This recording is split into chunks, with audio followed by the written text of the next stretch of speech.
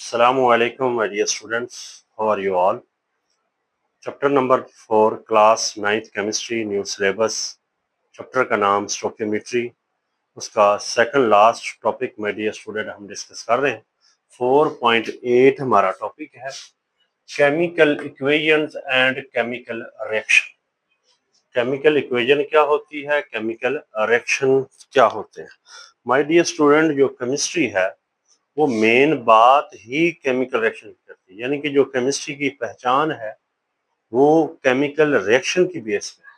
Chemical reaction में मुख्तलिफ चीजें आपस में कंबाइन होती हैं, मिलती हैं, नई चीजें बन जाती हैं और एक प्रोसेस होता है एक खास कंडीशंस के अंदर, तो उसे हम माय डियर स्टूडेंट क्या कहेंगे, हम उसे एक केमिकल रिएक्शन कहेंगे। जैसे हाइड्रोजन है, ये ऑक्सीजन से मिलता है एक खास कंडीशन के अंदर, लैब के अंदर अगर हम मिलाएं तो इसे हम H2O कहेंगे, वाटर। क्योंकि जो पानी बनता है इसके पीछे हाइड्रोजन गैस और ऑक्सीजन गैस का मिलना है, तो ये चीज एक केमिकल चेंज को शो कर रही है। केमिकल चेंज वो होती है जिसमें डिफरेंट चीजें मिले और एक नई चीज बन जाए। जैसे हाइड्रोजन भी गैस है, ऑक्सीजन भी गैस की फॉर्म में रहते हैं, लेकिन वाटर लिक्विड फॉर्म में, माया हालत में, तो ये केमिकल चेंज है।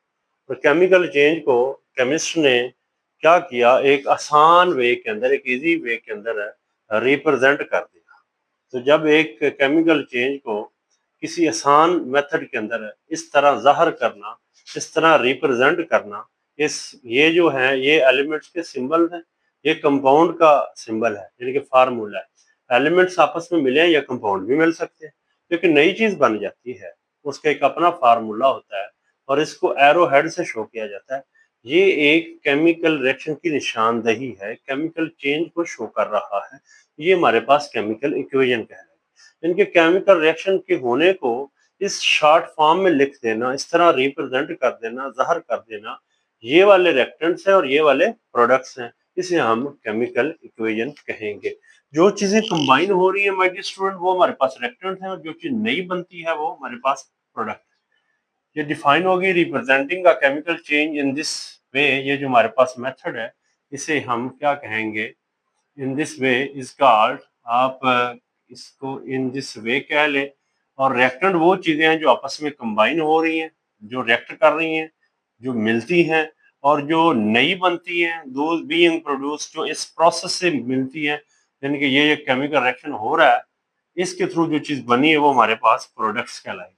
जो चीज मिल रही है वो रिएक्टेंट्स है, जो बन रहे हैं वो प्रोडक्ट्स हैं, और जो हो रहा है वो केमिकल रिएक्शन है, एक केमिकल चेंज है।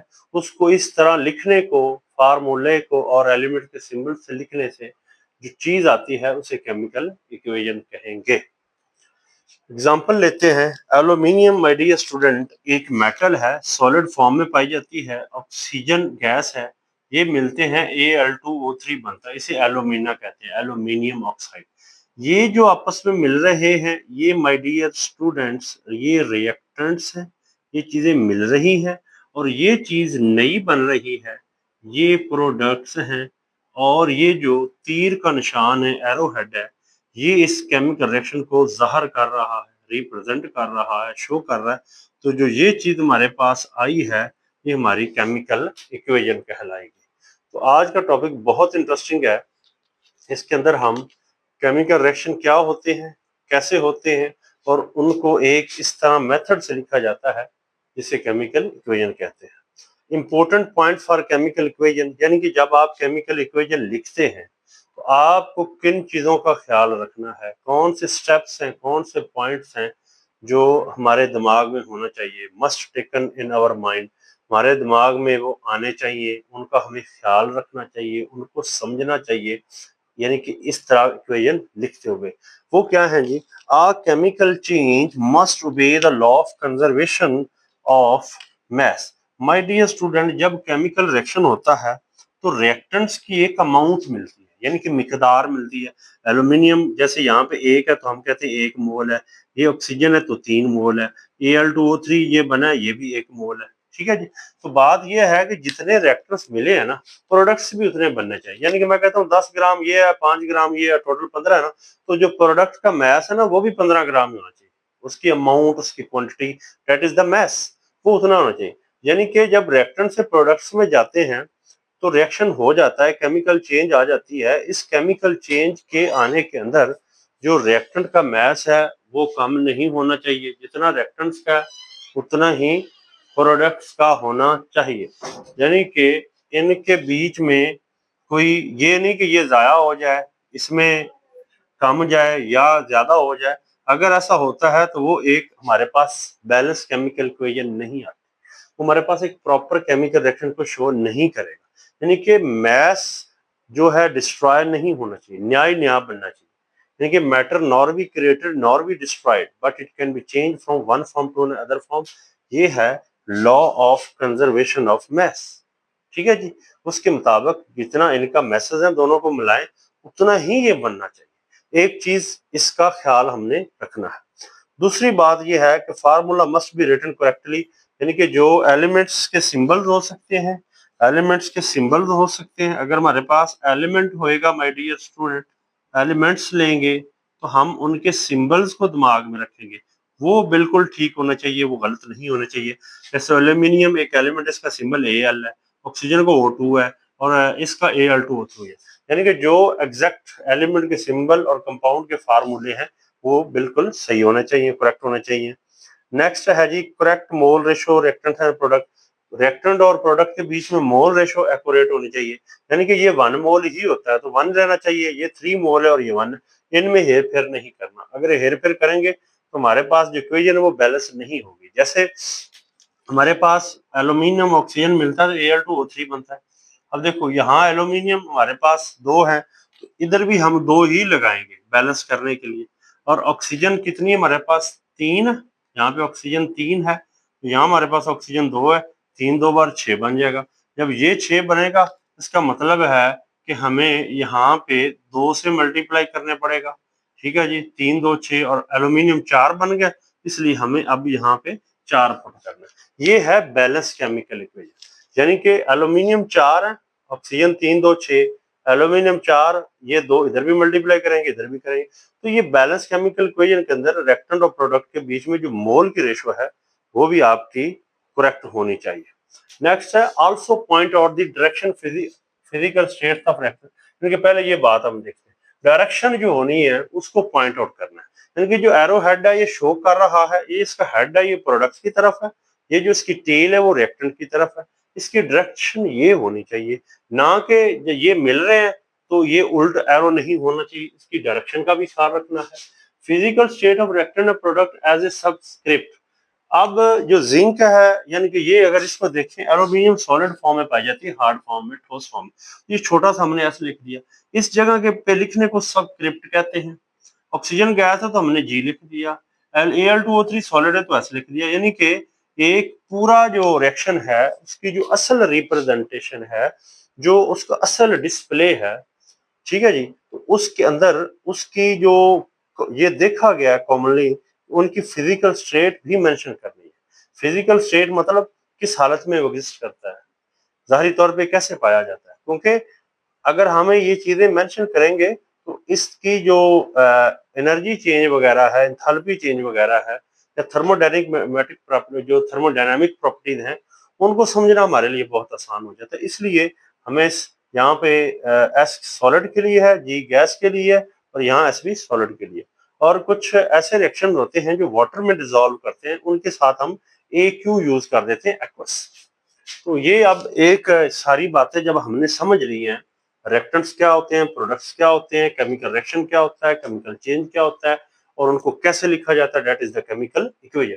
तो ये अब फर्दर जो प्रैक्टिस है this is very interesting for us my dear student. अब आपके पास ये एक रिएक्शन है कि जिंक को H2SO4 में डिसॉल्व किया गया। अब जिंक पाउडर फॉर्म में होती है, सॉलिड फॉर्म में। यानी कि मैं कहता हूँ ये मेरे पास एक बोतल है या सिंपली फ्लास्क ले ले, इसके अंदर यहाँ पे H2SO4 मैंने ले लिया और H2SO4 को मैंने वाटर में डिसॉल्व किया हुआ है। यानी कि प्योर नहीं है, ये AQ है। AQ मीन एक्वस, एक्वा से डिराइव्ड है। Aqua is the scientific name of water. Mean के सल्फ्यूरिक एसिड एक जो तेजाब है, बड़ा स्ट्रॉन्ग एसिड है, उसको हमने पानी में डाल के इधर 1 मोल उसका सोल्यूशन बनाया हुआ है, उसमें हमने थोड़ा सा जिंक का पाउडर जो है ना वो ऐड किया। जब ऐड किया तो हमारे पास ये जो H2SO4 में H2 है ना, इसकी जगह वो जिंक मेटल ले लेती है और बन जाता है जिंक सल्फेट, और यहाँ से हाइड्रोजन गैस की फॉर्म में बाहर चली जाती, इवॉल्व हो जाती है। ये एक रिएक्शन हुआ है, इसमें एक चेंज आया, यानी कि ये मेटल थी, अब उधर मिल के जिंक सल्फेट बन गया सॉलिड फॉर्म में, और हाइड्रोजन गैस यहाँ से उड़ गई। केमिकल चेंज है, या हम इसे केमिकल रिएक्शन कहेंगे, और उसको इस तरह लिखने को केमिकल इक्वेशन कहेंगे, जिसके ऊपर हमारी डिटेल डिस्कशन हुई है। ये वाले रिएक्टेंट है, ये वाले प्रोडक्ट्स हैं, इसको ज़ाहिर करने के लिए एरोहेड लगाया गया। ठीक है जी। तो अब ये सारे रूल्स को अप्लाई करके हमने ये चीज की है। बैलेंस भी ये ऑलरेडी बैलेंस है, इधर भी जिंक एक है तो यहाँ भी एक है, SO4 एक है तो एक है, H2 इधर भी H2 है, और ये सॉलिड एक्वस सॉलिड ये चीजें भी हमने कर दी। कुछ reaction my dear student reversible reaction होते हैं। रिवर्सिबल रिएक्शन से मुराद कि वो फॉरवर्ड भी मूव करते हैं और रिवर्स भी मूव करते हैं। इनके नाइट्रोजन गैस है, हाइड्रोजन भी गैस है, ये मिलके अमोनिया बनाती है। अगर उसी कंडीशन पे रखा जाए तो अमोनिया दोबारा ब्रेक होकर नाइट्रोजन हाइड्रोजन में कन्वर्ट हो जाएगी। यानी कि ऊपर वाला शो कर रहा है RF रेट ऑफ फॉरवर्ड के फॉरवर्ड जा रहा है, मीन ये मिलके ये बना रहा है। ये वाला एरोहेड शो कर रहा है कि ये दोबारा ब्रेक होके इसमें आ रहा है। तो यानी कि ये इस तरह के रिएक्शन होते हैं। अगर अमोनिया को आप इसको रिमूव वहां से नहीं करते जहां पे आप ये केमिकल रिएक्शन करवा रहे होते हैं फैक्ट्री वगैरह के अंदर या लैब के अंदर, तो माय डियर स्टूडेंट ये दोबारा उन्हीं कंडीशन में इसमें कन्वर्ट हो जाएगी। ये रिएक्टेंट है, ये प्रोडक्ट है, प्रोडक्ट दोबारा रिएक्टेंट में आ जाएंगे, रिएक्टेंट मिलके प्रोडक्ट, प्रोडक्ट दोबारा ब्रेक होके टूट के reactant. This is called reversible reaction. तो रिवर्सिबल रिएक्शन की भी एक केमिकल इक्वेशन होती है, जिसको दो तीरों से जाहिर किया जाता है। ये एरो शो कर रहा है कि आगे जाएगा, ये आर का मतलब रेट ऑफ रिवर्स, यानी कि वापस किस स्पीड से आ रहा है, ये फॉरवर्ड कैसे जा रहा। तो ये चीज भी हमने केमिकल इक्वेशन को लिखते हुए जहन में रखना है। आखिरी बात जो है इस टॉपिक की वो ये है रिएक्शन इन्वॉल्विंग आयन। कुछ ऐसे केमिकल रिएक्शन होते हैं जिसके शुरू में भी आयंस हो सकते हैं या रिएक्शन के होने के बाद आयंस डेवलप हो सकते हैं। आयंस मीन कोई चार्ज रखने वाली चीज, जब एक एटम के ऊपर चार्ज आता है, जैसे सोडियम के ऊपर पॉजिटिव आ गया, NO3 के ऊपर नेगेटिव आ गया, ये नाइट्रेट आयन है, ये सोडियम आयन है। तो कुछ रिएक्शन के अंदर आयंस भी प्रोड्यूस होते हैं, जैसे सिल्वर नाइट्रेट सॉलिड है सॉलिड, लेकिन इसको वाटर में डिसॉल्व करके हमने इसका एक्वस सॉल्यूशन बनाया हुआ है। NaCl नमक जो घरों में इस्तेमाल करते हैं वो सॉलिड है, वाटर में डाल के एक्वस सॉल्यूशन बनाया हुआ है। जब इनको मिलाएंगे, एक केमिकल रिएक्शन करवाएंगे, AgCl बनेगा, सिल्वर क्लोराइड, सोडियम आयन और नाइट्रेट आयन बनेंगे।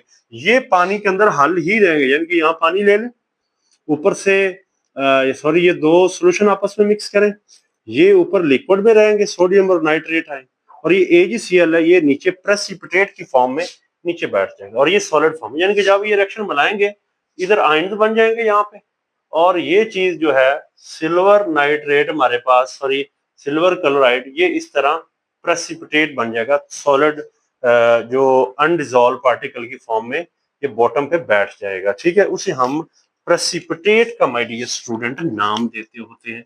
अगर हम ये चीज यहाँ पे लेके आए तो इसी को हम देखते हैं AgCl बीइंग इनसॉल्युबल, वो कहता है ये पानी में वो सॉल्यूशन में हल नहीं होता, comes out of the aqueous solution, ये सॉल्यूशन से बाहर साइड पे हो जाएगा या नीचे बैठ जाएगा in the form of precipitate. तो माय डियर स्टूडेंट हमने पूरी कोशिश की है कि ये जो एक आसान सा टॉपिक है जो कि केमिकल इक्वेशन और केमिकल रिएक्शन के बारे में है, इसके सारे इंग्रेडिएंट्स को हमने अच्छे से समझने की कोशिश की है कि रिएक्टेंट्स क्या है, प्रोडक्ट्स क्या है, नंबर ऑफ मोल, उनकी रेशो क्या है, और किन रूल्स को फॉलो करना है, कौन से इंपॉर्टेंट पॉइंट्स अपने दिमाग में बिठाने हैं, और एक खास एग्जांपल लेके हमने ये चीजें डिस्कस की हैं।